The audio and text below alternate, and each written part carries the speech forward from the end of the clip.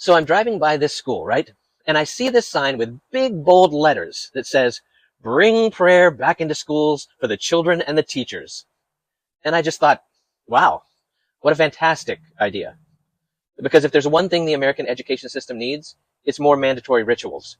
Forget funding, forget teacher salaries, forget basic supplies like, I don't know, textbooks. Let's just cram some prayer in there and watch those test scores skyrocket.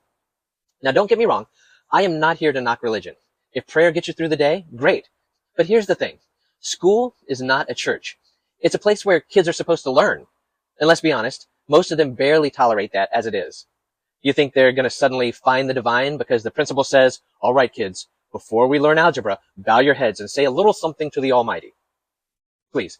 Half of them are going to be praying for Wi-Fi, and the other half will be asleep. And let's not forget, whose prayer are we talking about here? Because last time I checked, America isn't exactly a one-size-fits-all religion kind of place. If we start off with a Christian prayer, what happens when little Muhammad wants to do his prayer? Or Rachel wants to recite something from the Torah? Or little Chad from the Church of the Flying Spaghetti Monster wants to throw in a ramen? What then? You're going to tell them their prayers don't count? Now we've got lawsuits flying in from every direction, and the school board is holding emergency meetings to figure out why third graders are debating theology instead of learning long division. And let's talk about the teachers. You think they signed up for this? They're already overworked, underpaid, and expected to raise other people's children because the parents are too busy arguing on Facebook.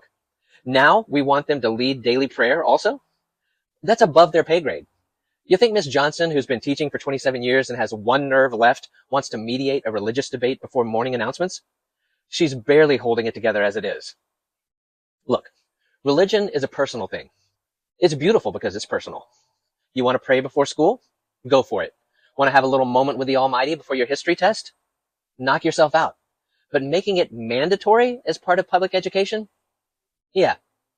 No. There's a reason we have separation of church and state, folks, because history has shown us what happens when government and religion get a little too cozy. It's called the Dark Ages. And spoiler alert, it wasn't that great. So maybe, just maybe, instead of forcing prayer into schools, we focus on, I don't know, teaching kids critical thinking skills. That way, when they grow up, they can actually make informed choices about faith instead of just reciting something because the school board said so. Just a thought. Now, if you'll excuse me, I'm going to go pray that this country stops coming up with ridiculous ideas. Amen.